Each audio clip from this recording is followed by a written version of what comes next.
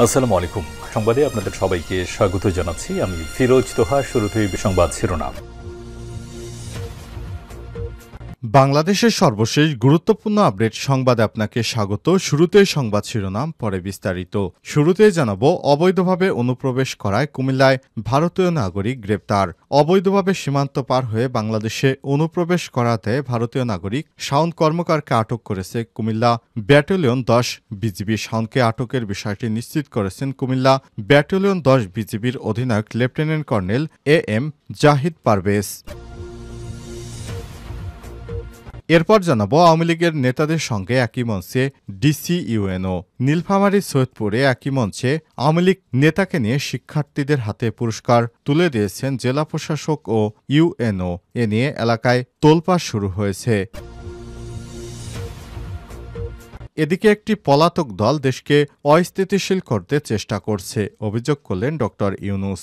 বাংলাদেশ থেকে একটি পলাতক দল দেশকে অস্থিতিশীল করতে সর্বাত্মক চেষ্টা করছে বলে মন্তব্য করেছেন অন্তর্বর্তীকালীন সরকারের প্রধান উপদেষ্টা অধ্যাপক ড মোহাম্মদ ইউনূস। আজ 3 মার্চ বিবিসি বাংলায় প্রকাশিত একান্ত সাক্ষাৎকারে এমন মন্তব্য করেন তিনি। এবারে জানাবো, শ্বশুরবাড়িতে স্ত্রী ও শালিকাকে খুনের অভিযোগ যুবকের বিরুদ্ধে। ব্রাহ্মণবাড়িয়ার কসবায় শ্বশুরবাড়িতে শামিউল ইসলামের বিরুদ্ধে স্ত্রী ও শালিকাকে খুন করা হয়েছে বলে অভিযোগ উঠেছে। সোমবার 3 মার্চ উপজেলার গোপীনাথপুর ইউনিয়নের ধ্বজনগর গ্রামে বাবার বাড়ি থেকে তাদের মরদেহ উদ্ধার করেছে পুলিশ। এদিকে শিক্ষক পদে ৬,৫৩১ জনের নিয়োগ বাতিলের রায় স্থগিত। প্রাথমিক বিদ্যালয় সহকারী শিক্ষক পদে ৬,৫৩১ জনের নিয়োগ বাতিলের রায় স্থগিত করেছে আপিল বিভাগ। সোমবার ৩ মার্চ দুপুরে আপিল বিভাগের জ্যেষ্ঠ বিচারপতি আশফাকুল ইসলামের নেতৃত্বাধীন ৩ বিচারপতি বেঞ্চ হাইকোর্টের রায়ের কার্যকারিতা 1 মাসের জন্য স্থগিত করে দেন। এবং সর্বশেষ জানাবো, মোহাম্মদপুরে অপারেশন ডেভিল হান্টে গ্রেপ্তার 19। অপারেশন ডেভিল হান্টের অংশ হিসেবে রাজধানীর মোহাম্মদপুরে অভিযান চালিয়ে বিভিন্ন মামলায় 19 জনকে গ্রেপ্তার করেছে যৌথ বাহিনী। সোমবার 3 মার্চ বিজ্ঞপ্তিতে এসব তথ্য জানানো হয়েছে। প্রিয় দর্শক, এতক্ষণ শুনছিলেন সংবাদ শিরোনাম, এবারে বিস্তারিত। তবে তার আগে বন্ধুরা, অনুরোধ থাকবে সংবাদটিতে একটি লাইক দিন। এই চ্যানেলে আপনি নতুন হয়ে থাকলে আমাদের সংবাদটি দেখতে দেখতে চ্যানেলটি সাবস্ক্রাইব করে রাখুন। কমেন্ট করে বন্ধুরা আপনার মূল্যবান মতামত জানিয়ে দিন আপনি বিশ্বের কোন দেশ থেকে বা বাংলাদেশের কোন স্থান থেকে আমাদের সংবাদটি দেখছেন এবং শুনছেন। এবারে বিস্তারিত। অবৈধ অনুপ্রবেশ করায় কুমিল্লায় ভারতীয় নাগরিক গ্রেপ্তার। অবৈধভাবে সীমান্ত পার হয়ে বাংলাদেশে অনুপ্রবেশ করাতে ভারতীয় এক নাগরিককে গ্রেপ্তার করেছে। তার নাম শাওন কর্মকার। তাকে আটক করেছে কুমিল্লার ব্যাটালিয়ন 10 বিজিবি। শাওনকে আটকের বিষয়টি নিশ্চিত করেছেন কুমিল্লা ব্যাটালিয়ন 10 বিজিবির অধিনায়ক lieutenant colonel AM Zahid Parvez. গতকাল রাত 9টার দিকে কুমিল্লার বিবিরবাজার বিওপির আওতাধীন গোলাবাড়ি পোস্টের অধীন এলাকায় সীমান্ত শূন্য লাইন থেকে আনুমানিক 20 গজ বাংলাদেশের অভ্যন্তরে কেরানীনগর নামক স্থানে বিজিবির টহল দল ভারতীয় নাগরিক শাওন কর্মকার 37কে গ্রেপ্তার করে। ভারতীয় নাগরিক শাওন কর্মকারের পিতা শান্তি কর্মকার এবং গ্রাম কাশীপুর মিশন রোড পোস্ট থানা খায়রপুর জেলা পশ্চিম ত্রিপুরা, ভারত। আটক শাওন কর্মকর্তার কাছ থেকে তার ব্যক্তিগত একটি আধার কার্ড, একটি পার্মানেন্ট অ্যাকাউন্ট নাম্বার কার্ড এবং একটি state bank classic visa card উদ্ধার করা হয়েছে। কুমিল্লা ব্যাটালিয়ন 10 বিজিবি অধিনায়ক lieutenant colonel AM Zahid Parvez press বিজ্ঞপ্তিতে জানিয়েছেন, কুমিল্লা ব্যাটালিয়ন 10 বিজিবি নিজস্ব দায়িত্বপূর্ণ সীমান্ত এলাকায় চোরাচালান সহ অবৈধ অনুপ্রবেশ রোধে সীমান্তে পেশাদারিত্বের সঙ্গে দায়িত্ব পালন করে আসছেন। আটক শাওন কর্মকারকে ভারত থেকে বাংলাদেশে অনুপ্রবেশ করার অপরাধে কোতোয়ালি মডেল থানায় হস্তান্তর করা হয়েছে। আওয়ামী লীগ নেতার সঙ্গে একই মঞ্চে ডিসি-ইউএনও। নীলফামারী সৈয়দপুরে একই মঞ্চে আওয়ামী লীগ নেতাকে নিয়ে শিক্ষার্থীদের হাতে পুরস্কার তুলে দিয়েছেন জেলা প্রশাসক ইউএনও।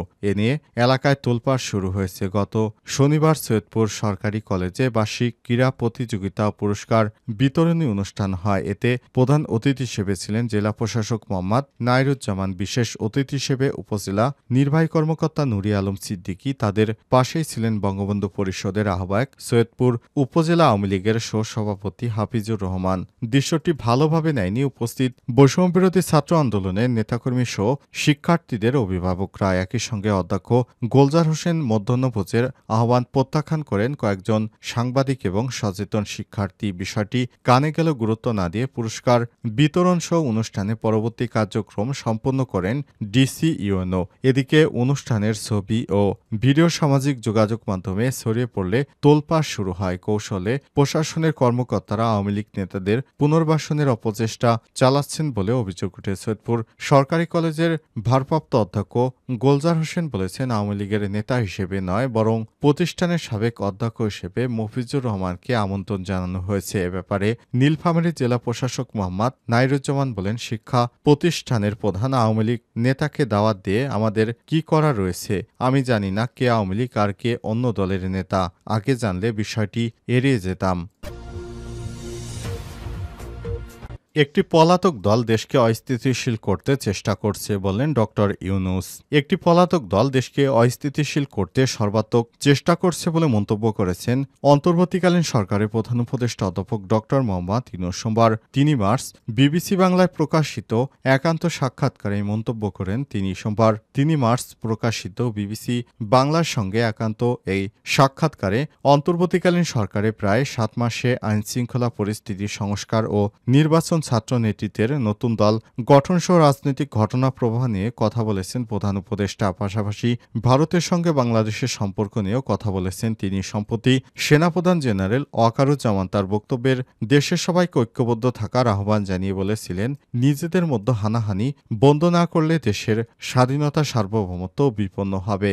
এই বক্তব্যের ব্যাপারে জানতে চাইলে প্রধান উপদেষ্টা বলেন, এটা তো সব সময় থাকে। একটা পলাতক দল দেশ ছেড়ে চলে গেছে আর তাদের নেতৃত্ব চলে গেছে। তারা সর্বাত্মক অপচেষ্টা করছে, দেশকে স্টাবিলিস্ট পরিস্থিতি থেকে সরিয়ে দেওয়ার চেষ্টা করছে। এটা তো সব সময় থ্রেট আছেই, প্রতিক্ষণেই আছে, প্রতি জায়গাতেই আছে। কাজেই এটা তো সব সময় থাকবে। হুমকি আওয়ামী লীগের দিক থেকে কিনা জানতে চাইলে তিনি বলেছেন, অবশ্যই, এটা তো অবভিয়াসলি। তারা মাঝে মধ্যেই ঘোষণা করছে, বক্তৃতা দিচ্ছে, অ্যাড্রেস করছে। আমরা সবাই শুনেছি, মানুষ উত্তেজিত হচ্ছে। সাক্ষাৎকারে অধ্যাপক ড মোহাম্মদ ইউনূস আইন শৃঙ্খলা পরিস্থিতি নিয়ে বলেন, আপনাদের অপরাধের পরিমাণ মোটেই বাড়েনি, আগের মতোই হয়েছে। তবে তিনি জানান, পুলিশ এখন পুরোপুরি আস্থার সঙ্গে কাজ করতে পারছে না। প্রধান উপদেষ্টা বলেন, প্রথম দিকে সমস্যা ছিল যে পুলিশ বাহিনী যাকে দিয়ে আমরা কাজ করাচ্ছিলাম তারা ভয়ে রাস্তায় নামছিল না। 2 দিন আগে তারা এদেরকে জনগণকে গুলি করেছে। কাজেই মানুষ দেখলেই সে ভয় পায়। কাজেই তাকে ঠিক করতে আমাদের কয়েক মাস চলে গেছে। এখন মোটামুটি ঠিক হয়ে গেছে। এখন আবার আইন শৃঙ্খলার দিকে আমরা রওনা হয়েছি, কাজ করতে থাকব। ইনশাআল্লাহ আগামীতে সমস্যাগুলো ঠিক হয়ে যাবে। শ্বশুরবাড়িতে স্ত্রী ও শালিকাকে খুনের অভিযোগ যুবকের বিরুদ্ধে। ব্রাহ্মণবাড়িয়ার কসবায় শ্বশুরবাড়িতে শামিউল ইসলামের বিরুদ্ধে স্ত্রী ও শালিকাকে খুন করার অভিযোগ উঠেছে। সোমবার ৩ মার্চ সকালে উপজেলার গোপীনাথপুর ইউনিয়নের ধজনগড় গ্রামে বাবার বাড়ি থেকে তাদের মরদেহ উদ্ধার করেছে পুলিশ। নিহতরা হলেন ওই গ্রামের মৃত রওশন আলীর মেয়ে জুথি আক্তার ও তার বোন স্মৃতি আক্তার।